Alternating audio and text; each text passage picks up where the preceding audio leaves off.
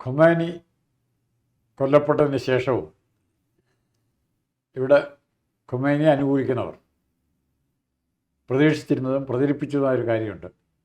Khomeini Iranian ജനതയ്ക്ക് വളരെ വേണ്ടപ്പെട്ടവനാണെന്നും അവരുടെ ഇസ്ലാമിക ലോകത്തിൻ്റെ ആധ്യാത്മിക ഗുരുവാണ്, പരമോന്നത നേതാവാണെന്നൊക്കെ ഉള്ള രീതിയിലുള്ള പ്രചരണങ്ങൾ ഒരുപക്ഷെ ലോകത്ത് വേറൊരു മാധ്യമങ്ങളിലും വന്നു കാണില്ല, കേരളത്തിലെ മാധ്യമങ്ങളിൽ മാത്രമായിരിക്കും വന്നിരിക്കുന്നത്. അപ്പോൾ ഖൊമൈനിയുടെ തൊട്ടത കൊണ്ട് ഖൊമൈനിയെ കൊല്ലാൻ പോയതുകൊണ്ട് ഇസ്രായേലിനും US-നും ഇസ്രായേലിനും ഉണ്ടാകാൻ പോകുന്ന തിരിച്ചടികളെക്കുറിച്ചുള്ള വർണ്ണമായ കഥകളായിട്ട്.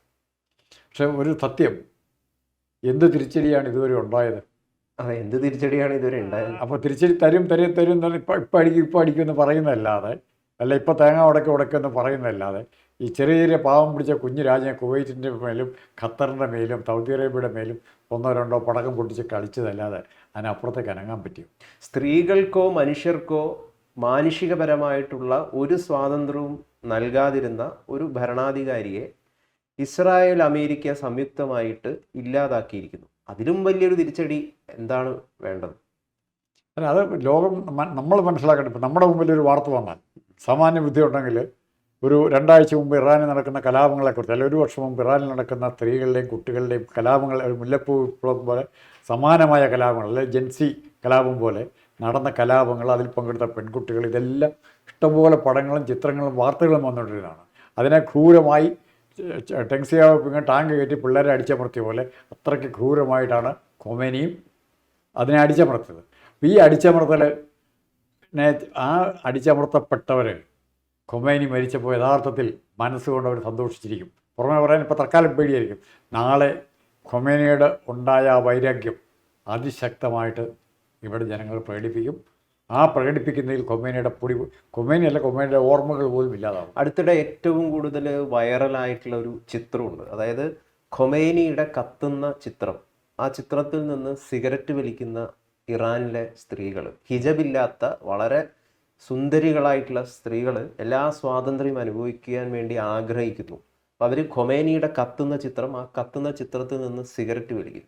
അതൊരു ഇന്നത്തെ കാലത്തെ അതെ വളരെ സിംബോളിക് ആയിട്ടുള്ള ഭയങ്കര ഡിസെന്റിന്റെ ഏറ്റവും വലിയൊരു ചിത്രമായിട്ട് മാറി തീരുകയാണ്. അപ്പോൾ ഇവിടെ ഖൊമൈനി കൊല്ലപ്പെട്ടതിൽ പ്രതിഷേധിക്കുകയും വിലാപം മുഴക്കുകയും ചെയ്യുന്ന നിരവധിയായിട്ടുള്ള സ്ത്രീകളുണ്ട്. ആ സ്ത്രീകൾ കുറച്ചു കാലം ഇറാനിൽ പോയി താമസിക്കണമായിരുന്നു. അവിടെ എന്താണ് അതെ ഖൊമൈനിയുടെ കാലത്ത് എന്താണ് ഇറാനിൽ സ്ത്രീകൾക്ക് സംഭവിച്ചത്? ശരി നമ്മൾ കുറ്റപ്പെടുത്താണെന്ന് അറിയില്ല. ഇസ്ലാം സ്ത്രീയെ ബഹുമാനിക്കുന്നു എന്ന് പറയുന്ന, അല്ലെങ്കിൽ ഭൂരിഭാഗം ഇസ്ലാം സ്ത്രീയെ ബഹുമാനിക്കുമ്പോൾ സ്ത്രീകളെ ഏറ്റവും നിന്ദ്യമായിട്ടെന്ന് പറഞ്ഞാൽ മനുഷ്യജീവിക്ക് കൊടുക്കുന്ന പരിഗണന പോലും കൊടുക്കാതെ ഇത് പരിഗണിക്കുന്നതുണ്ട്. കാരണം ഏറ്റവും പുരുഷൻ്റെ അടിമയായിട്ട് സ്ത്രീ, ആ മതപരമായ ചിത്രീകരണം ഇവിടെയൊക്കെ എങ്ങനെയായിരുന്നു നേരത്തെ ഒരു കാര്യത്തിൽ കുടുംബനാഥനാണ് കാര്യങ്ങളെ തീരുമാനിക്കുന്നത്. ഇവിടെയുണ്ടോ? അപ്പോൾ ഇവിടെയും ആ ഇത് കൺസെപ്റ്റ് നിലനിൽക്കുകയാണ്. അപ്പോൾ ഇവിടെ ആ കൺസെപ്റ്റ് നിലനിൽക്കുമ്പോൾ പോലും പതുക്കെ ഓരോ വർഷം കഴിയുമ്പോൾ, അല്ലെങ്കിൽ ഓരോ ദിവസം കഴിയുമ്പോഴും, ഓരോ ആഴ്ച കഴിയുമ്പോഴും, ഓരോ വർഷം കഴിയുമ്പോഴും കാലത്തിൻ്റെ മാറ്റം അനുസരിച്ച് ഇത് വന്നുകൊണ്ടിരിക്കുകയാണ്. ഇവിടെ കേരളത്തിലെപ്പോഴും ഏറ്റവും നമ്മൾ കേരളത്തിലെ വെച്ച് കമ്പയർ ചെയ്യാം. ഖൊമൈനിയുടെ ഇറാനും കേരളവും ഇവിടെയാണല്ലോ ഏറ്റവും കൂടുതൽ ഖൊമൈനി ഭക്തന്മാരും ഉള്ളത്. ഇവിടുത്തെ സ്ത്രീകൾ അനുഭവിക്കുന്ന സ്വാതന്ത്ര്യം ആരെങ്കിലും അതിനുവേണ്ടി സമരം ചെയ്ത് പണ്ടുണ്ടായിരുന്നു. ഇപ്പോൾ അടുത്ത കാലത്ത് എവിടെയെങ്കിലും എന്തെങ്കിലും സമരം നടന്നിട്ടുണ്ടോ? സ്ത്രീകൾക്ക് സമരം നടന്നിട്ടില്ല. അപ്പോൾ ഈ സ്വാതന്ത്ര്യത്തിൻ്റെ 4/1, 1000-1 അവിടെ കിട്ടുമോ? ഇറാനിൽ കിട്ടുമോ? എന്തുകൊണ്ട് ഇറാനിലെ ഇസ്ലാമിന് വേണ്ടി, ഖൊമൈനിക്ക് വേണ്ടി സമരം ചെയ്യുന്ന ബുദ്ധിജീവികളും നേതാക്കന്മാരും മതേതരത്തിൻ്റെ നേതാക്കന്മാരും എന്തുകൊണ്ട് അവിടുത്തെ സ്ത്രീകൾക്ക് വേണ്ടി വാദിക്കുന്നില്ല? ഖൊമൈനിക്ക് വേണ്ടി വാദിച്ചോ പോട്ടെ, ഒരു രാജ്യത്തിൻ്റെ ഭരണാധികാരിയെ കൊന്നുകളഞ്ഞു, അമേരിക്ക ആകെപ്പാടെ ലോക തിന്മയുടെ മൂർത്തിയായി. പക്ഷെ അപ്പോൾ അതുപോലെ തന്നെ ഖൊമൈനി ഇതിനെതിരായി പറയാനുള്ള നട്ടലിലൂടെ നമുക്ക് വേണമായിരുന്നു. വേണ്ടിയിട്ടുണ്ടോ? ഒന്നും വേണ്ടിയിട്ടില്ല. ഒരു പ്രതിഷേധം ഉണ്ടായിട്ടില്ല. ഞാനിപ്പോൾ ചിത്രത്തിൻ്റെ കാര്യം പറഞ്ഞല്ലോ, ഖൊമൈനിയുടെ കത്തുന്ന ചിത്രം.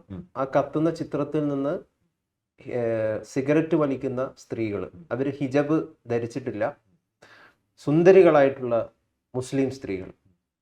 അപ്പോൾ ഈ ചിത്രം വല്ല മോദിയുടെ ചിത്രമായിരുന്നെങ്കിൽ മോദിയുടെ ചിത്രമായിരുന്നു എന്ന് വിചാരിക്കുക. സിഗരറ്റ് വലിച്ചു സിഗരറ്റ് വലിക്കുന്ന സ്ത്രീകൾ, മോദിയുടെ ചിത്രം നമ്മുടെ നാട്ടിലെ സോഷ്യൽ മീഡിയയിൽ വൈറലാകുമായിരുന്നു.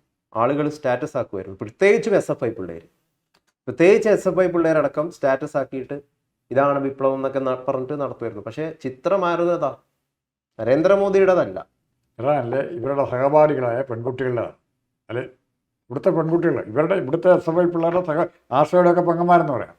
അവിടുത്തെ SFI ഇല്ലാത്തതുകൊണ്ട് SFI അല്ലെന്ന് പറയാം, വേറെ ഏതെങ്കിലും സംഘടനയായിരിക്കും. അവർക്ക് ഈ ഗതി വന്നിട്ട് SFI എന്നുള്ള സംഘടന, അഖില ലോക വിപ്ലവ സംഘടന, ഇന്ത്യയിൽ മാത്രമേ ഉള്ളൂ, വേറെ പുറത്തൊക്കെ കമ്മ്യൂണിസ്റ്റ് പാർട്ടിയുടെ വിദ്യാർത്ഥി വിഭാഗങ്ങളുണ്ട്. അഖില ലോക, ചെഗുവേരയാണ് അവരുടെ ആധ്യാത്മിക ഗുരു, ഗാന്ധിയൊന്നുമല്ല, കഞ്ചാവും ചെഗുവേരയും.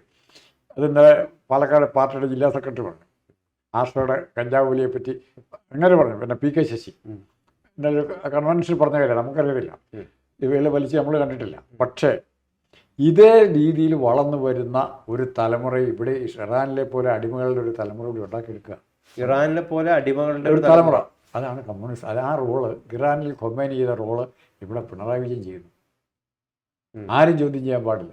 എന്ത് ചെയ്താലും, അഴിമതി കാണിച്ചാലും, പോലീസുകാരെ മർദ്ദിച്ചാലും, അല്ലെ ബസ്സുകാർ നിർത്താതെ പോയാലും, ബസ് ജീവനക്കാരെ തള്ളിയിട്ടിട്ട് പോയാലും, ആര്യ രാജേന്ദ്രനെ പോലുള്ളൊരു പാവം പിടിച്ച ഡ്രൈവറുടെ പെടലേക്ക് പിടിക്കാൻ തുടങ്ങിയാലും ഇവിടെ ഇതൊന്നും പ്രതിഷേധമില്ല. ഏറെക്കുറെ ഇറാനിന് സമാനമായി ഒരു വിഭാഗം ജനങ്ങളെ ഉപയോഗിച്ചുകൊണ്ട് അവർക്ക് ആയുധവും സംസ്ഥാനത്തിന് സ്റ്റേറ്റിൻ്റെ പ്രൊട്ടക്ഷനും കൊടുത്തുകൊണ്ട് മറ്റുള്ളവരെ മുഴുവൻ അടിച്ചമർത്തുന്ന അതേ പാരമ്പര്യം തന്നെയാണ് കേരളത്തിലും പിന്തുടരുന്നത്. അതുകൊണ്ടാണ് ഖൊമൈനി മരിച്ചപ്പം ലോകത്തെങ്ങും വേറെ എവിടെയെങ്കിലും നടന്നാലും കേട്ടിട്ടുണ്ടോ? ഒരു ദിവസം പ്രതിഷേധപ്പെടണം, അതിനപ്പുറത്തേക്കില്ല, ഇത്രയേ ഉള്ളൂ. സ്വാഭാവികമായിട്ടുണ്ടാകുന്നതാണ്. കാരണം ഖൊമൈനിയെ കൊന്നെന്താ പോക്ക് തരാമെന്ന് പറഞ്ഞ് നമ്മൾ പ്രചരിപ്പിക്കുന്നത് കൊണ്ട് മാത്രം, ആ പർട്ടിക്കുലർ വിഭാഗം ഷിയ കൂടുതലുള്ളിടത്ത് മാത്രം. പക്ഷേ ഇവിടെ ഇത് കേരളത്തിൽ ഇത്തരം കാര്യങ്ങളെല്ലാം കേരളത്തിലാണ് നടക്കുന്നത്. ഏറ്റവും കൂടുതൽ നടക്കുന്നത് കേരളത്തിലാണ്. അവിടെ ഇസ്രായേൽ പാലസ്തീൻ ആക്രമണത്തിൽ ബന്ധു നടന്ന സ്റ്റേറ്റാണ് കേരളം. സൗദി അറേബ്യയിൽ പോലും നടന്നിട്ടില്ല. കുവൈറ്റ് ആക്രമിച്ചപ്പോഴത്തേക്ക് അമേരിക്ക ഇറാഖിനെ ആക്രമിച്ചില്ല. ഇവിടെ ബന്ധു നടന്നു. സൗദി അറേബ്യ പ്രശ്നമില്ല, ഈജിപ്ത് പ്രശ്നമില്ല, മുസ്ലിം രാജ്യങ്ങളിലൊന്നും പ്രശ്നമില്ല. പക്ഷേ കേരളത്തിലെ മാർക്സിസ്റ്റുകാരുമായിട്ട് ബന്ധപ്പെട്ട് നിൽക്കുന്ന മുസ്ലിം സംഘടനകൾക്ക് വലിയ പ്രശ്നം. അത് തന്നെയാണ് ഇപ്പോഴും. എവിടെയെങ്കിലും ഒരു കലാപം തുടങ്ങാൻ അവസരം കിട്ടിയിരുന്നെങ്കിൽ, പക്ഷേ ഇവിടെ മാർക്സിസ്റ്റ് പാർട്ടിക്ക് ഒരു ചെറിയ മണ്ടത്തരം പറ്റി. ഇറാൻ കയറി പ്രതീക്ഷിക്കാതെ മലയാളികൾ കൂടുതൽ ജോലി ചെയ്യുന്ന സൗദിയിലെയും UAE മുമ്പിട്ടു. നോക്കൂ, ഇവിടെ പിണറായി സഖാവ് പറഞ്ഞത് ഇസ്രായേൽ തെമ്മാടി രാജ്യം, അമേരിക്ക തെമ്മാടി രാജ്യം. ഈ ഖമേനി ഇത്രയും നാള് കാണിച്ചത് സ്ത്രീകളെ, അതായത് വനിതാ മതിൽ കെട്ടിയ ആൾക്കാരാണല്ലോ, നവോത്ഥാനത്തിന്റെ വനിതാ മതിൽ. ഖമേനി സ്ത്രീകളോട് കാണിച്ചത് മഹാ ചെറ്റത്തരമാണ് അല്ലെങ്കിൽ വൃത്തികേടാണ് എന്ന് പറയാൻ കമ്മ്യൂണിസ്റ്റ് പാർട്ടിയിലെ അല്ലെങ്കിൽ ആ നേതാക്കന്മാർക്ക് എന്തുകൊണ്ട് സാധിക്കുന്നില്ല? അതൊരു വലിയ ചോദ്യമാണ്, അതൊരു നിസ്സാരപ്പെട്ട ചോദ്യമല്ല. എന്തുകൊണ്ട്? കാരണം ഇവർ കാണിക്കുന്നതും വൃത്തികേടാണ്. എത്ര ക്രൂരമായ, താങ്കൾ പറഞ്ഞത് എത്ര ക്രൂരമായ രീതിയിലാണ് സ്ത്രീകളോട് പെരുമാറുന്നത് അവിടുത്തെ അറിയണമെങ്കിൽ ഇതെല്ലാം നമുക്ക് സഹിക്കാം. സ്ത്രീകൾക്ക് ഹിജബ് നിർബന്ധമാണ്, ഹിജബില്ലാതെ പുറത്തേക്ക് ഇറങ്ങാൻ പറ്റില്ല, സ്വന്തമായിട്ട് ഒരു കാറിൽ ഡ്രൈവറുമായിട്ട് സഞ്ചരിക്കാൻ പറ്റില്ല, ഒരു നായിയെ കൈവശം വെക്കാൻ വേണ്ടി പറ്റില്ല, പാട്ട് പാടാൻ വേണ്ടി പറ്റില്ല, ഡാൻസ് കളിക്കാൻ പറ്റില്ല. ഇങ്ങനെയുള്ളതെല്ലാം അനുഭവിച്ചിട്ടാണ് അവിടെ ഇറാനിൽ ഇത്രയും കാലം സ്ത്രീകൾ ജീവിച്ചിരുന്നത്. മാംസപിണ്ഡങ്ങളായിട്ടാണ് ജീവിക്കുന്നത്. തലച്ചോറൊന്നും ഉപയോഗിക്കേണ്ടവരാണ്. ഇപ്പം ആണുങ്ങൾ എന്തെങ്കിലും കൊണ്ടു കൊടുക്കുക, അത് കഴിക്കുക, കിടക്കാൻ കൂടെ ചെല്ലാൻ വിളിക്കുമ്പോൾ പോവുക. അതിന് 2 ജോലിയുള്ളൂ പെണ്ണുങ്ങൾക്ക്. ഇനി അത് ഒന്നുകൂടെ കൃത്യമായിട്ട് ഒന്നുകൂടെ വിശദീകരിക്കാതെ അത് ലോകത്തോട് പറയേണ്ട കാര്യമാണ്. ഞാൻ താങ്കളോട് ചോദ്യമായിട്ട് ചോദിക്കാം. ഞാൻ കുറേ രാജ്യങ്ങളുടെ പേര് പറയാം. Iran, Iraq, Egypt, Syria, Jordan, അങ്ങനെ കുറേ രാജ്യങ്ങൾ. ഈ രാജ്യങ്ങളിൽ എവിടെയെങ്കിലും ഏതെങ്കിലും രംഗത്ത് അറിയപ്പെടുന്ന ഒരു സ്ത്രീയുടെ പേര് പറയാം? രാഷ്ട്രീയ രംഗത്ത്, സ്പോർട്സ്, എവിടെയെങ്കിലും പറയാം?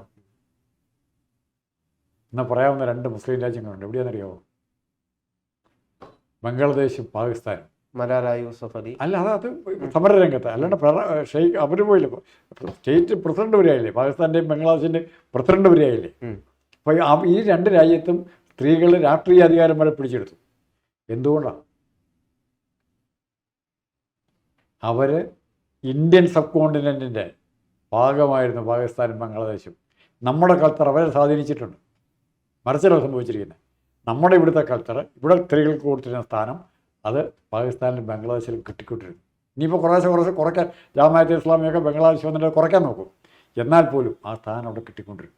വേറെ ഒറ്റ രാജ്യത്തില്ല.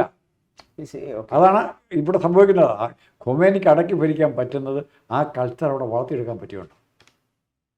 ആ കൾച്ചർ അതുകൊണ്ട് തന്നെയാണ് ഖൊമേനി എല്ലാവർക്കും പേടി. എല്ലാ ആണുങ്ങളും ആഗ്രഹിക്കുക നമുക്ക് നമ്മുടെ വീട്ടിലെ പെണ്ണുങ്ങളെ അടക്കി ഭരിക്കണം. റെസ്പോൺസിബിലിറ്റി ഉണ്ടായിരിക്കുക. അത് വെച്ചുകൊണ്ടാണ് ഇവർ ചെയ്യുന്നത്. പിന്നെ ക്രൂരതയ്ക്ക് ശിക്ഷ വേണ്ടേ? ക്രൂരതയ്ക്ക് ശിക്ഷ വേണ്ടേ?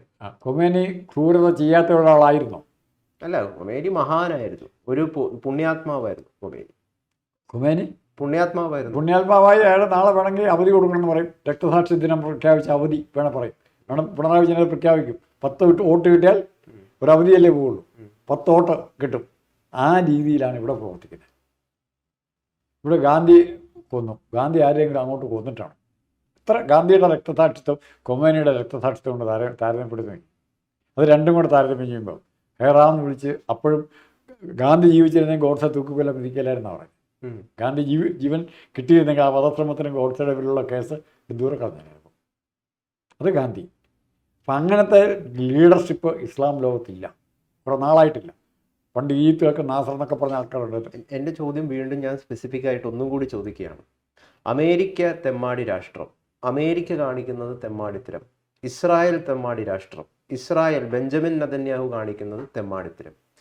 അപ്പോൾ ഖൊമേനി കാണിക്കുന്നത് അല്ലെങ്കിൽ ഏകാധിപത്യം, ഇത്തരത്തിലുള്ള ഇസ്ലാമിസ്റ്റുകളുടെ ഏകാധിപത്യം ഉണ്ടല്ലോ, ഇതിനെ തെമ്മാടിത്തരമാണ് എന്ന വാക്ക് കൂട്ടി പറയാൻ, നമ്പർ 1 തെമ്മാടിത്തരം ഖൊമേനിയുടെ ആയിരുന്നു പറയാൻ എന്തുകൊണ്ട് പിണറായി സഖാവിനോ അല്ലെങ്കിൽ മറ്റുള്ള കമ്മ്യൂണിസ്റ്റ് പാർട്ടി നേതാക്കൾക്കോ പറ്റുന്നില്ല? അതിന് പറയാൻ അവർ പറയുന്ന മറുപടി, എല്ലാ രാജ്യങ്ങളിലും എല്ലാ കാര്യത്തെക്കുറിച്ച് പറയാൻ ഞങ്ങൾ ബാധ്യതപ്പെട്ടവരല്ല. താത്വികമായൊരു അവലോകനം വരും. എം വി ഗോവിന്ദനാണ് പറയുക. അത് എവിടെ എപ്പോൾ ഉണ്ടായി മറന്നാക്കാൻ പറയുക. നമ്മളെ ബാധിക്കണമല്ല. നമ്മളെന്തിനാ ഒരു വിഡ്ഢി ചിരിയും കൂടെ ചിരിക്കും. ചിരി ഇപ്പം അങ്ങനെ ആയി ക്ലാസിക്. ഒരു ചിരിയും കൂടെ ചെയ്യും. അത് നമ്മളെന്തിനകത്ത് അറിയാൻ പോകുന്നത് അവിടെ എന്ത് നടന്നുള്ളത്. ഇപ്പം മന്ദന കരീമി അവരുടെ വാക്കുകൾ ശ്രദ്ധേയമാവുകയാണ്. അവർ 2000 മുതൽ ഇന്ത്യയിൽ ജീവിക്കുന്ന, ഇറാനിൽ ജനിച്ചു വളർന്ന ഒരു ആക്ട്രസും മോഡലൊക്കെയാണ്. അവർ ഇന്ത്യയാണ് എനിക്കെല്ലാം തന്നത്, എല്ലാ സ്വാതന്ത്ര്യവും, എൻ്റെ അഭിനയ കരിയർ ഇതെല്ലാം തന്നത് എനിക്ക് ഇന്ത്യയാണ്, ഞാൻ തിരിച്ചു പോവുകയാണെന്നാണ് അവരിപ്പം പറയുന്നത്, മന്ദന കരീമി. കാരണം എന്തുകൊണ്ടാണ്? സ്വാതന്ത്ര്യം കിട്ടിയിരിക്കുന്നു, ഖൊമേനി തീർന്നു, അതോടുകൂടി ആശ്വാസം. അതുകൊണ്ട് എനിക്കിപ്പം വലിയ സന്തോഷവും സമാധാനവുമായി എന്ന് ഇറാനിൽ ജനിച്ചു വളർന്ന ഒരു സ്ത്രീ, ഏറെക്കാലമായി ഇന്ത്യയിൽ ജീവിച്ചിരുന്ന മന്ദന കരീമി പറയുകയാണ്. അവരെ വാക്കുകൾ ഇപ്പം വൈറലാണ്. അവർ പറയുന്നുണ്ട്, അവർ കൃത്യമായിട്ട് പറയുന്നുണ്ട്, ഈ നാട്ടിലിരുന്ന് ഖൊമേനിക്ക് വേണ്ടിയിട്ട് വിലപിക്കുന്ന അല്ലെങ്കിൽ പ്രതിഷേധിക്കുന്ന ആളുകൾ, സ്ത്രീകൾ, പ്രത്യേകിച്ചും സ്ത്രീകൾ കുറച്ച് കാലമെങ്കിലും ഇറാനിൽ പോയി താമസിക്കണമായിരുന്നു. അപ്പം നിങ്ങൾക്ക് മനസ്സിലാകും എന്താണ് അവിടെ സ്ത്രീകൾ അനുഭവിക്കുന്ന യാതന, വേദന. ആ വേദന അനുഭവിക്കുമ്പോൾ പോലും അത് എക്സ്പ്രസ് ചെയ്യാനുള്ള സ്വാതന്ത്ര്യം ഇല്ലെന്നേ. പട്ടാളം അടിച്ചു മർത്തുകയാണ്. കരഞ്ഞാൽ, കരഞ്ഞു പോയാൽ അടി കിട്ടും. പട്ടാളം പോകുന്ന വഴിക്ക് ഭർത്താവ് എടുത്തിട്ട് ഇടിക്കുമ്പോഴായിരിക്കും കരയുന്നത്. ഇവർ ഇറാനിനെ വിശേഷിപ്പിക്കുന്നത് മിഡിൽ ഈസ്റ്റിലെ ക്യാൻസർ സെൽ എന്നാണ്. മിഡിൽ ഈസ്റ്റിലെ ക്യാൻസർ സെല്ലായിരുന്നു ഈ ഖൊമേനിയുടെ ഭരണകൂടത്തിലുള്ള ഇറാൻ. ആ ക്യാൻസറസ് സെല്ലിനെ ഇപ്പം, ആ ക്യാൻസറസ് സെല്ലാണ് ഇപ്പം ഇല്ലാതായി മുറിച്ച് മാറ്റിയിരിക്കുന്നത്. പക്ഷെ അത് വീണ്ടും സെക്കൻഡറീസ് ഉണ്ടെങ്കിൽ വീണ്ടും വരാം. അത് മുറിച്ച് മാറ്റിയിട്ടേ വിടുള്ളൂ. അവിടെ 90% ഒരു പുതിയ രാജ്യം വരും. അത് മതേതര രാജ്യമായിരിക്കും എന്നാണ് ഇത് ലാസ്റ്റ് ഡെവലപ്മെൻറ്റ്. പക്ഷേ അടിമകളാകാൻ താല്പര്യപ്പെടുന്ന സ്ത്രീകളുണ്ട്. അതായത് ഭർത്താവിൻ്റെ അടിമകളാവാൻ ഇത്തരത്തിൽ അങ്ങനെയുള്ള ഒരുപാട് സ്ത്രീകളുണ്ട്. ഞാൻ ചേട്ടനോട് ചോദിച്ചിട്ട് പറയാം. ഞാൻ ഖൊമേനിയെ പോലെ ഉള്ളൊരു ഭരണാധികാരി വേണമെന്നും അത്തരത്തിലുള്ളൊരു ഭരണാധികാരിയുടെ കീഴിൽ അടിമകളായിട്ട് നമുക്ക് താമസിക്കണമെന്നും ആഗ്രഹിക്കുന്ന സ്ത്രീകളുണ്ട്. അങ്ങനെ ആഗ്രഹിപ്പിക്കുകയാണ്. അല്ല, അങ്ങനെ അവർ ആഗ്രഹിക്കുന്നുണ്ടെങ്കിൽ ആഗ്രഹിച്ചോട്ടെ. ഈ ഒരു കാര്യം കൂടെ പറഞ്ഞാൽ നമുക്ക് നിർത്താൻ തോന്നും. ഈ MES കോളേജുണ്ട്, മുസ്ലിം സ്ഥാപനങ്ങൾ നടത്തുന്ന കോളേജാണ്. കായംകുളം MES കോളേജാണ്. സർവേ നടക്കുന്നുണ്ട്. 2 ടീമായിട്ട് പോയി സർവേ ടീം. പെൺകുട്ടികളുള്ളൊരു ചോദ്യം, നിങ്ങൾ ഇസ്ലാമിക ആചാരപ്രകാരം ഈ മുത്തലാഖ് സിസ്റ്റം, കല്യാണം കഴിച്ച് കഴിഞ്ഞാൽ ഭർത്താവിന് മുത്തലാഖ് 3 പ്രാവശ്യം പറഞ്ഞു കഴിഞ്ഞാൽ മുത്തലാഖ് ചെല്ലാനുള്ള സ്വാതന്ത്ര്യത്തെ നിങ്ങൾ അനുകൂലിക്കുന്നോ എന്ന് ചോദിച്ചു. മതാചാരപ്രകാരം അവിടെയുള്ള പെൺകുട്ടികൾ, മുസ്ലിം പെൺകുട്ടികൾ തന്നെ ഭൂരിഭാഗം പേരും അതിനെ അനുകൂലിക്കുന്നു. ഞങ്ങൾ ഞങ്ങളുടെ മതപരമായ ആചാരപ്രകാരം ജീവിക്കാൻ ആഗ്രഹിക്കുന്നു എന്ന് പറഞ്ഞു. സംഭവം ഒരു ചാപ്റ്റർ അവിടെ തീരുകയാണ്. മുടുക്കന്മാരവിടെ പോയവർ.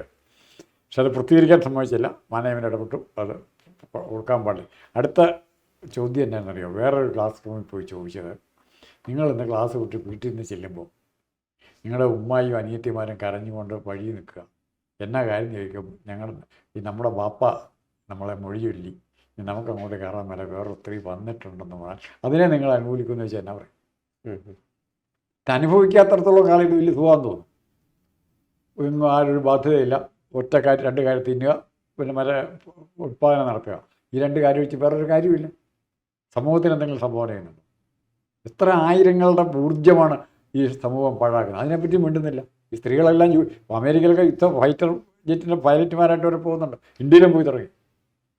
അത്രയും 50% വരുന്ന സമൂഹത്തിലെ ജനങ്ങളും കൂടെ കളിക്കണം. പിന്നെ ജനങ്ങൾ അധ്വാനിക്കാൻ കഴിവുള്ളവരാണ്. അവർക്കും 2 കൈയും 2 കാലും ഉണ്ട്. അത് ഉപയോഗിച്ച് അധ്വാനിക്കുന്നതിന് പകരം ഇവരെ കൊണ്ടൊരു ജോലി ചെയ്യിക്കാതെ ഏറ്റവും അൺപ്രൊഡക്റ്റീവായിട്ട് ഇവർക്ക് തെളിവിന് കൊടുക്കുക എന്നുള്ള ബാധ്യത സമൂഹത്തിന്. നിങ്ങളുടെ പട്ടിണിയും ദാരിദ്ര്യമാണോ ഉടനെ പറയും അമേരിക്ക നമ്മളെ പട്ടിണിക്ക് പിടിക്കുന്നു പറയും. അങ്ങനെ പറയുള്ളൂ. പക്ഷെ രാജാക്കന്മാർക്കും അവരുടെ കുടുംബങ്ങൾക്കും ആരും കുഴപ്പമില്ലെന്നേ. അത്തരം ഒരു കൾച്ചർ ഇവിടെ കമ്മ്യൂണിസ്റ്റ് പിണറായി വിജയൻ വളർത്തിയെടുക്കുന്നു. ഞാനും എൻ്റെ പാർട്ടിക്കാരും എൻ്റെ കുടുംബക്കാരും. രണ്ടും ഏതാണ്ട് ഒരു സാമ്യ സ്വഭാവമുണ്ട് അല്ലേ? താങ്കൾ കഴിഞ്ഞ ദിവസം അത് പറഞ്ഞിട്ടുണ്ടായി. ഇസ്ലാമോ ലെഫ്റ്റാണ്? ഇസ്ലാമോ ലെഫ്റ്റ്, നല്ല തീവ്ര ഇസ്ലാമിസ്റ്റോട് ഒരു മൃദു സമീപനം, അങ്ങനെ പറയും. അതെന്തുകൊണ്ടാണ് ഉണ്ടാവുന്നത്?